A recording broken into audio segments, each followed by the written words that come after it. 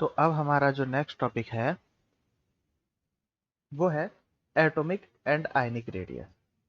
अब हम बात देखो एटॉमिक और आयनिक रेडियस के बारे में बात करेंगे, डिटेल में बात करेंगे, बहुत प्यार से बात करेंगे। ठीक है, जल्दबाजी नहीं करनी है क्योंकि यहाँ से जो कंसेप्ट निकल के आने वाला है बहुत इंपॉर्टेंट कंसेप्ट है और यहाँ से बहुत क्वेश्चन पूछे जाते हैं। हमें अच्छे से समझ में आना चाहिए कि एटॉमिक रेडियस का यहाँ पर ऑर्डर किस तरीके से चेंज होता है और क्यों चेंज होता है। ठीक है, दोनों चीजें क्लियर होनी चाहिए। तो इसको क्लियर करने के लिए जो थ्योरी लिखी हुई है ये हम बाद में पढ़ेंगे। पहले मैं इसे पीरियोडिक टेबल से ही इस थ्योरी को यहां से मैं पहले समझा देता हूं, उसके बाद हम उसे पढ़ेंगे। ठीक है, देखो एटॉमिक रेडियस का हमारे पास जो कंसेप्ट है अकॉर्डिंग टू पीरियोडिक टेबल वो ये है कि लेफ्ट से राइट जाने पर एटॉमिक रेडियस डिक्रीज होती है। ठीक है, अब इसका रीजन क्या था? इसका रीजन था हमारे पास इफेक्टिव न्यूक्लियर चार्ज। मतलब पहला फैक्टर हमारे पास, देखो फैक्टर नंबर 1 लिख देता हूं मैं, और ये लिख रहा हूं मैं effective nuclear charge, sorry effective nuclear charge ईएनजी। अब ये फैक्टर क्या है देखो, इसे मैं समझा देता हूं डिटेल में, इसको समझाना जरूरी है और इसी के बेस पर हमारे पास दूसरा फैक्टर काम करने वाला है। देखिए,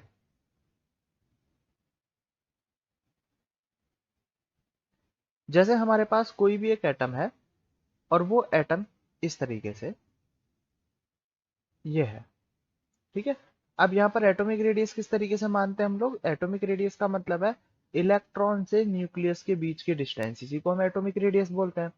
अब इफेक्टिव न्यूक्लियर चार्ज का मतलब क्या है? इफेक्टिव न्यूक्लियर चार्ज का मतलब यह है कि जैसे जैसे यहाँ पर न्यूक्लियस में नंबर ऑफ प्रोटॉन बढ़ते जाएंगे, अब शेल तो फिक्स है, जैसे हम अगर 3D शेल की बात करें तो 3D 4s होता है, तो यहाँ पर ये फोर्थ शेल तो फिक्स है, इलेक्ट्रॉन की डिस्टेंस तो फिक्स है। लेकिन जैसे जैसे यहाँ पर नंबर ऑफ प्रोटॉन बढ़ते जाएंगे लेफ्ट से राइट जाने पर, इन केस Sc का एटम की बात कर रहे हैं तो Sc के केस में यहाँ पर कितने प्रोटॉन है? 21। और जिंक के केस की बात करें तो जिंक के केस में यहाँ पर प्रोटॉन है 30। ठीक है, तो नंबर ऑफ प्रोटॉन बढ़ते जा रहे हैं। तो यहाँ पर 21 प्रोटॉन इस इलेक्ट्रॉन को अट्रैक्ट कर रहे हैं अंदर की तरफ, और यहाँ पर 30 प्रोटॉन इस इलेक्ट्रॉन को अंदर की तरफ अट्रैक्ट कर रहा है। तो अट्रैक्शन फोर्स किस में ज्यादा होगा? सीधी सी बात है, जिसमें 30 प्रोटॉन ज्यादा प्रोटॉन अट्रैक्ट करेंगे उसमें अट्रैक्शन फोर्स ज्यादा होगा, जिंक के केस में ज्यादा होगा। तो यहाँ पर क्या होगा? इस अट्रैक्शन फोर्स की वजह से ये इलेक्ट्रॉन थोड़ा सा अंदर की तरफ खिंचाएगा अट्रैक्शन फोर्स की वजह से, और जितना अट्रैक्शन फोर्स ज्यादा होगा इलेक्ट्रॉन अंदर उतना ही आ जाएगा और साइज उतना ही छोटा हो जाएगा। तो हम बोल सकते हैं कि effective nuclear charge is directly proportional to 1/साइज। मतलब इफेक्टिव न्यूक्लियर चार्ज जितना ज्यादा है साइज उतना ही छोटा है। Example zinc, effective nuclear charge मतलब 30 प्रोटॉन अट्रैक्ट कर रहे हैं तो वो एटम को छोटा कर देगा, और Sc ओनली 21 प्रोटॉन उसको अट्रैक्ट कर रहे हैं, इसका मतलब इलेक्ट्रॉन थोड़ा दूर रह सकता है, अट्रैक्शन फोर्स कम है। First factor. ठीक है, अब देखो इसी फैक्टर में हम एक बात और करते हैं, वो है शील्डिंग इफेक्ट। अब शील्डिंग इफेक्ट के बारे में भी हमने पढ़ा तो अच्छे से हुआ है एटॉम पीरियोडिक टेबल में, एक बार फिर मैं एक्सप्लेन कर देता हूँ। शील्डिंग इफेक्ट का मतलब क्या है? अब जैसे ही हमारे पास ये न्यूक्लियस और ये बाहर वाला इलेक्ट्रॉन, सबसे बाहर वाला इलेक्ट्रॉन, इनके बीच में अट्रैक्शन फोर्स लग रहा है, लेकिन हमें ये भी याद रखना होगा कि ये जो बाहर वाला शेल है ये फोर्थ शेल है, 4s की बात कर रहे हैं हम लोग। ठीक है, अब इस 4s में इसके नीचे थर्ड शेल भी होगा, सेकंड शेल भी होगा, फर्स्ट शेल भी होगा, और इनमें नंबर ऑफ इलेक्ट्रॉन भी होंगे। तो यहाँ पर भी इलेक्ट्रॉन प्रेजेंट होंगे, सीधी सी बात है। अब अगर यहाँ पर इलेक्ट्रॉन प्रेजेंट है तो इस न्यूक्लियस और सबसे बाहर वाले इलेक्ट्रॉन के बीच में अब ये जो अट्रैक्शन फोर्स है ये इन इलेक्ट्रॉन से शील्ड हो रहा है। शील्ड मतलब यहाँ पर कवर हो रहा है। ठीक है, तो ये अट्रैक्शन फोर्स क्या हो जाएगा? थोड़ा सा कम हो जाएगा। और दूसरा, ये इलेक्ट्रॉन इस बाहर इलेक्ट्रॉन इलेक्ट्रॉन आपस में रिपल्सन फोर्स भी फील करेंगे, दोनों नेगेटिव है, तो ये इलेक्ट्रॉन एक दूसरे को बाहर की तरफ धक्का भी देंगे। तो ये क्या होगा? शील्डिंग इफेक्ट बढ़ने से, जैसे जैसे शील्डिंग इफेक्ट बढ़ेगा मतलब बाहर वाला इलेक्ट्रॉन और इस न्यूक्लियस के बीच में अट्रैक्शन फोर्स कम हो जाएगा। तो हमारे पास सेकंड फैक्टर क्या है? सेकंड फैक्टर है शील्डिंग इफेक्ट। ठीक है, मतलब अगर शील्डिंग इफेक्ट ज्यादा हुआ तो शील्डिंग इफेक्ट ज्यादा होने से इनके बीच का अट्रैक्शन फोर्स कम हो जाएगा, और अट्रैक्शन फोर्स कम हुआ तो ये इलेक्ट्रॉन बाहर की तरफ इजीली मूव कर सकता है, जिससे एटम का साइज बढ़ जाएगा। तो shielding effect is directly proportional to size.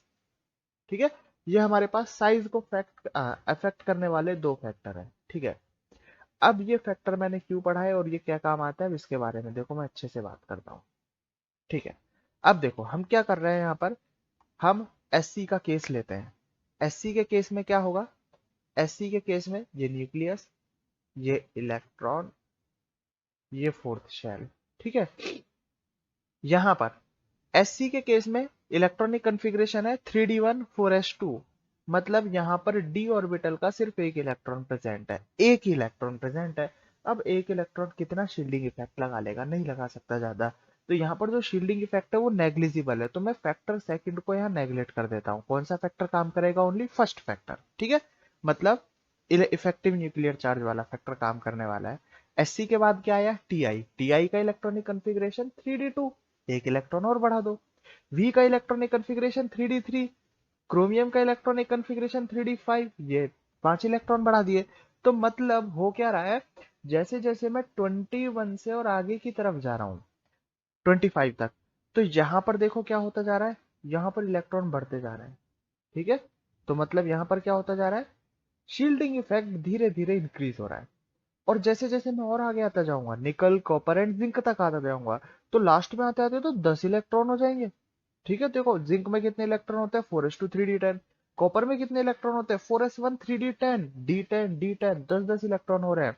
तो मैं ऐसा बोल सकता हूँ कि लेफ्ट से राइट आने पर शील्डिंग इफेक्ट धीरे धीरे इंक्रीज हो रहा है।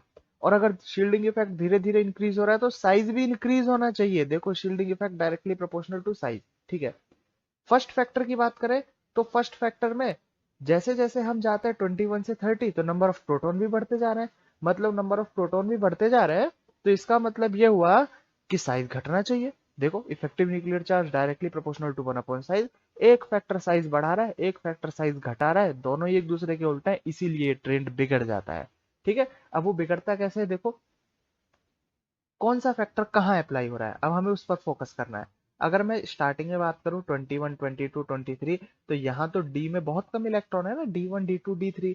तो यहाँ से 21 से और लगभग 25 तक जब तक सफिशियंट इलेक्ट्रॉन नहीं हो जाते डी के, तब तक शील्डिंग इफेक्ट नेग्लिजिबल रहेगा, क्योंकि सफिशियंट इलेक्ट्रॉन नहीं है इसको शील्ड करने के लिए। तो यहां तक कौन सा फैक्टर काम करेगा, यहां तक फैक्टर काम करेगा हमारे पास इफेक्टिव न्यूक्लियर चार्ज। ध्यान रखना, ये जो मैं फैक्टर बता रहा हूँ कौन सा फैक्टर कहाँ काम करता है। 21 से लगभग 25 तक कौन सा फैक्टर काम कर रहा है, इफेक्टिव न्यूक्लियर चार्ज। ठीक है, अब इफेक्टिव न्यूक्लियर चार्ज तो कम होता जा रहा है, शील्डिंग इफेक्ट बढ़ता जा रहा है। तो लगभग आयरन से और निकल तक, लगभग आयरन से और निकल तक ईएनसी, इफेक्टिव न्यूक्लियर चार्ज, और शील्डिंग इफेक्ट दोनों लगभग बराबर काम करेंगे। ठीक है, क्योंकि अब शील्डिंग इफेक्ट की पावर बढ़ रही है, पहले नेग्लिजिबल थी अब बढ़ रही है।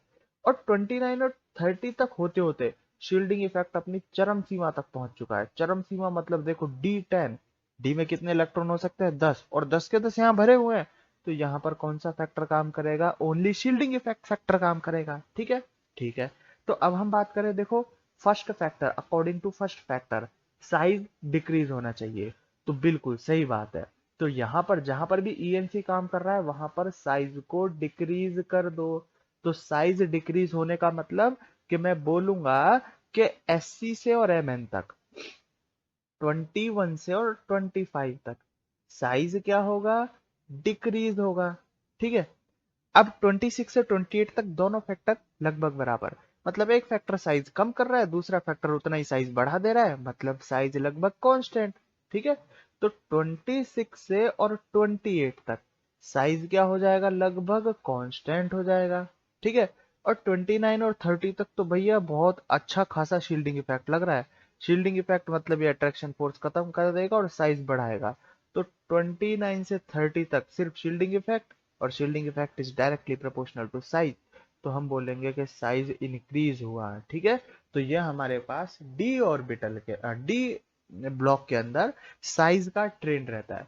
पी ब्लॉक और एस ब्लॉक में साइज का ट्रेंड क्या रहेगा, लेफ्ट से राइट जाने पर साइज डिक्रीज करना है, टॉप टू बॉटम आने पर साइज इंक्रीज करना है। लेकिन डी ब्लॉक में लेफ्ट से राइट जाने पर पहले साइज डिक्रीज होगा, फिर लगभग कांस्टेंट होगा, फिर इंक्रीज होगा। ठीक है, तो उम्मीद करता हूँ बहुत अच्छे से हमें ये समझ में आया होगा। ठीक है, अब ये जो हमें समझ में आया इसे हम एक कर्व की फॉर्म में याद रख सकते हैं।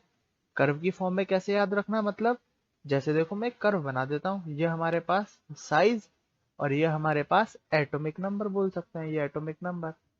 जैसे जैसे एटॉमिक नंबर बढ़ रहा है वैसे वैसे साइज कम हुआ। कहां से कहां तक, ये अगर 21 है तो ये 25 साइज मैंने घटा दिया। ठीक है, और फिर मैं लगभग साइज रखूंगा कांस्टेंट। ठीक है, कहां तक, लगभग 28 29 तक, और उसके बाद मैं क्या करूंगा, साइज बढ़ा दूंगा। तो पहले साइज गिरा, उसके बाद कांस्टेंट हुआ, और उसके बाद इंक्रीज हुआ। ये कौन से उसके लिए बात किया है मैंने, ये 3D के लिए बात किया है। ठीक है, अब 3D के लिए बात किया है तो 4D 5D 6D इनमें भी सेम फैक्टर काम करने वाला है। तो 3D 4D 5D 6D की तो हम देखो बात ही नहीं करेंगे, इस टेबल में भी 6D का कलर ही अलग कर दिया है। कलर अलग, ये कलर किसको डिनोट कर रहा है, फर्स्ट लेक्चर अगर अच्छे से पढ़ा है तो पता होगा। ये कलर डिनोट कर रहा है कि ये मैन मेड मटेरियल है। और देखो टीसी का भी कलर सेम है, मैंने फर्स्ट लेक्चर में बताया था कि टीसी भी एक मैन मेड मटेरियल है। ठीक है, एचजी का कलर डिफरेंट इसलिए क्योंकि ये लिक्विड है। ठीक है, बाकी सभी सॉलिड है। ठीक, तो देखो 3D में भी यही सीक्वेंस होगा, 4D में भी यही सीक्वेंस होगा, 5D में भी यही सीक्वेंस होगा। ठीक है, लेफ्ट से राइट जाने पर। अब इसी को देखो, यहां पर हम देखते हैं, देखिए ये कर्व दिया हुआ है, इस कर्व में हमें एटॉमिक नंबर और रेडियस के बीच में 3D सीरीज के लिए कर्व बनाया हुआ है। यहां से पहले क्या हुआ, साइज डिक्रीज हुआ क्रोमियम एंड Mn तक, और फिर Mn से लगभग निकल तक साइज क्या है, लगभग कांस्टेंट, और निकल के बाद आगे साइज क्या हुआ, कॉपर जिंक तक, यहाँ पर साइज इंक्रीज हुआ है। ठीक है, अब हम इन फैक्टर्स को एक बार पढ़ते हैं। ठीक है, अभी हमने सिर्फ लेफ्ट से राइट की बात की है, फैक्टर्स पढ़ने के बाद हम टॉप टू बॉटम की बात करेंगे। ठीक है, देखो एटॉमिक एंड आयनिक रेडियस, हम एटॉमिक रेडियस की भी बात कर रहे हैं, आयनिक की नहीं। Atomic and ionic radius for transition element are similar than their corresponding s block element and greater than their corresponding p block element, मतलब s block के बिल्कुल पास में है तो लगभग सिमिलर होता है, और p block से क्या रहेगा, बड़ा रहेगा, क्योंकि ये राइट साइड में आता है। और लेफ्ट से right side, sorry left side में आता है, लेफ्ट से राइट साइड में जाने पर एटॉमिक रेडियस डिक्रीज हो जाता है। ठीक है, atomic and ionic radius for transition element for given series show a decreasing trend for the first 5 elements। देखो डिक्रीजिंग ट्रेंड, पहले 5 एलिमेंट के लिए decreasing, and then becomes almost constant for next 5 element. ठीक है, ऑफ द सीरीज। ऑलमोस्ट इसलिए लिखा है क्योंकि लास्ट में लगभग थोड़ा सा इंक्रीज भी हो जाता है, इसलिए ऑलमोस्ट यहाँ पर कांस्टेंट लिखा है। For example 3D series atomic radius decrease from SC से MN तक क्या हुआ, डिक्रीज हुआ, फिर उसके बाद ये लगभग यहाँ पर कांस्टेंट हुआ FE से ZN तक। ठीक है, लगभग कांस्टेंट, क्योंकि इंक्रीमेंट बहुत ज्यादा नहीं होता है, इंक्रीमेंट बहुत कम होता है, लेकिन इंक्रीमेंट होता है। अगर इन केस पूछ लिया जाए NI और ZN में किसका एटॉमिक रेडियस ज्यादा होगा, तो हम NI का एटॉमिक रेडियस ZN के कांस्टेंट नहीं बोलेंगे, हम हमेशा बोलेंगे कि ZN का एटॉमिक रेडियस NI से ज्यादा है। ठीक है, एक्सप्लेनेशन देखो यहाँ पर पढ़ सकते हो, जो भी मैंने अच्छे से एक्सप्लेन किया। किस किस कौन कौन से दो फैक्टर अप्लाई होता है, एक तो अप्लाई होता है हमारे पास इफेक्टिव न्यूक्लियर चार्ज, और दूसरा कौन सा फैक्टर है हमारे पास, स्क्रीनिंग या शील्डिंग इफेक्ट। दोनों एक ही नाम है, स्क्रीनिंग और शील्डिंग इफेक्ट, दोनों फैक्टर काम करते हैं। 21 से 25 तक हमारे पास कौन सा फैक्टर डोमिनेट करेगा, ENC। ठीक है, उसके बाद ENC और स्क्रीनिंग इफेक्ट मतलब शील्डिंग इफेक्ट दोनों लगभग बराबर होंगे, और उसके बाद ENC लगभग नेग्लिजिबल हो जाएगा, और शील्डिंग इफेक्ट हमारे पास काम करेगा कॉपर जिंक के अंदर। ठीक है, ये सब यहाँ पर इसका एक्सप्लेनेशन लिखा हुआ है। अब देखो हम बात करेंगे, ये मैंने बात किया लेफ्ट से राइट के बारे में, इसके बाद हम बात करने वाला टॉप टू बॉटम क्या ट्रेंड होगा, तो टॉप टू बॉटम भी मैं यहाँ पर समझा देता हूँ। तो देखिए,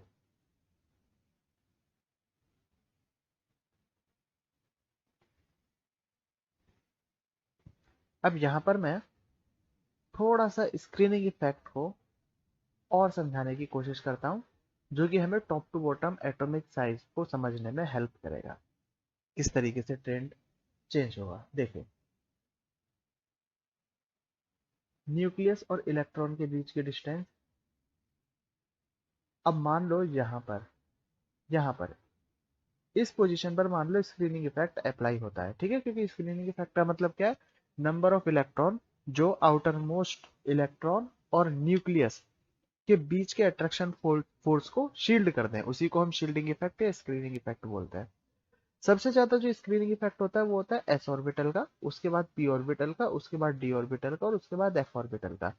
सबसे strong screening effect S orbital का और सबसे वीक स्क्रीनिंग इफेक्ट वो एफ ऑर्बिटल का होता है। ठीक है। अब अगर इलेक्ट्रॉनिक कॉन्फ़िगरेशन को ध्यान से देखने की कोशिश करें यहां से हम, तो ये हमारे पास 3D सीरीज है, ये 4D सीरीज, ये 5D सीरीज और ये 6D सीरीज। 3D से 4D आने में कोई भी नया ऑर्बिटल नहीं आया।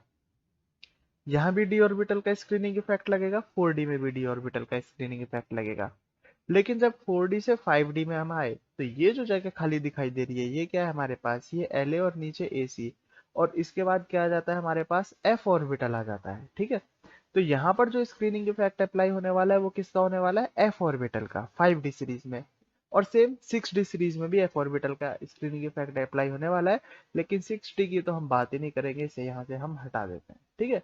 तो 3D में डी ऑर्बिटल का, 4D में डी ऑर्बिटल का, लेकिन 5D में एफ ऑर्बिटल की एंट्री हुई तो स्क्रीनिंग इफेक्ट किसका लगेगा, एफ ऑर्बिटल का। ठीक है। अब देखते हैं, देखो अच्छे से समझने की कोशिश करना। दो एग्जांपल ले रहा हूं मेरे पास, एक है एलिमेंट ए, या फिर सीरीज का ही नाम ले देते हैं चलो। यहाँ पर है हमारे पास 4D सीरीज, और दूसरा एग्जांपल ले देता हूं मैं यहाँ पर 5D सीरीज। ठीक है। यहाँ पर स्क्रीनिंग इफेक्ट अप्लाई हो रहा है, यहाँ पर अप्लाई हो रहा है डी ऑर्बिटल का स्क्रीनिंग इफेक्ट, और यहाँ पर अप्लाई हो रहा है एफ ऑर्बिटल का स्क्रीनिंग इफेक्ट। हम जानते हैं कि डी ऑर्बिटल का स्क्रीनिंग इफेक्ट एफ ऑर्बिटल से ज्यादा है, मतलब 4D के केस में स्क्रीनिंग इफेक्ट 5D से ज्यादा लगने वाला है। ठीक है। तो होगा क्या, होगा ये कि स्क्रीनिंग इफेक्ट ज्यादा लगने की वजह से 4D का साइज बड़ा होना चाहिए और 5D का साइज छोटा होना चाहिए।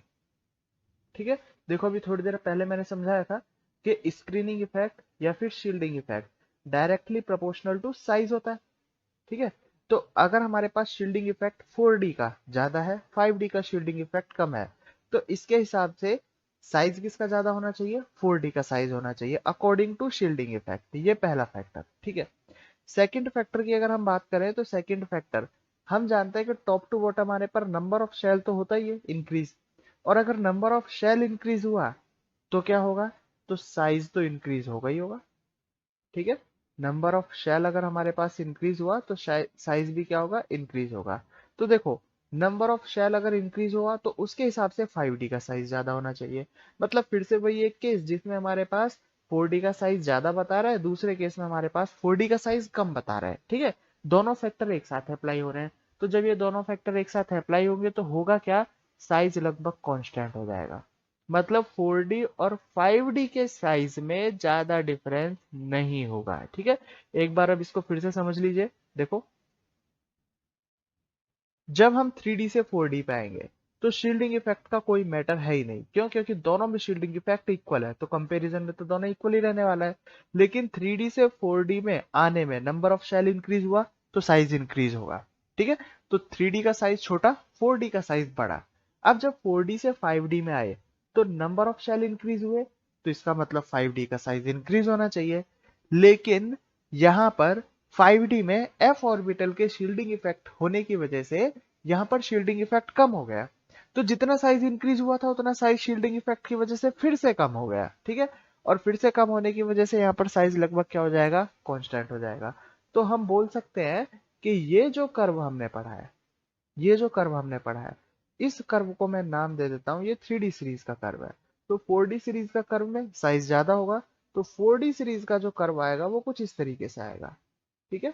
जिसमें 3D से हमने साइज ज्यादा रखा है।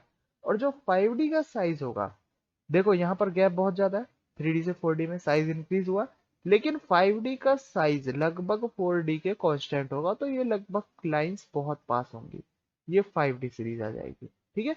तो ये हमारे पास इफेक्ट होगा। अब देखो इस फैक्टर में atomic and ionic radius of the 4D series are higher than 3D series. 4D series का जो एटॉमिक और आयनिक रेडियस होगा वो 3D सीरीज से क्या होगा, हायर होगा। ठीक है। As the number of shell increase, यहाँ पर नंबर ऑफ शेल इंक्रीज हुआ है, शील्डिंग इफेक्ट का कोई यहाँ पर मैटर है नहीं, कोई मसला नहीं है यहाँ पर। However the element of 4D and 5D series on moving down the group रिवेल almost constant value. 4D और 5D की वैल्यू क्या रहेगी, लगभग कांस्टेंट। ठीक है, एग्जांपल जैसे तो 4D और 5D सीरीज के ये मेंबर है, तो इनके साइज लगभग क्या होंगे हमारे पास, इनके साइज लगभग सेम ही रहेंगे। ठीक है, तो यहाँ से बहुत बार जो क्वेश्चन पूछा गया है वो क्वेश्चन हमारे पास यहाँ से पूछा गया है, Zn, CD एंड Hg के साइज का ऑर्डर बताइए। तो Zn यहाँ पर मैं ऑर्डर लिख देता हूँ, देखो Zn से CD साइज क्या होगा, इंक्रीज होगा, तो Zn से CD साइज इंक्रीज होगा, और CD से कैडमियम से मरकरी, CD से Hg साइज क्या हो जाएगा हमारे पास, लगभग कांस्टेंट हो जाएगा। ठीक है, ये हमें याद रखना है। अब देखो क्या याद है रखना है एटॉमिक रेडियस में, लेफ्ट से राइट जाने पर पहले साइज डिक्रीज, उसके बाद लगभग कांस्टेंट, और उसके बाद इंक्रीज।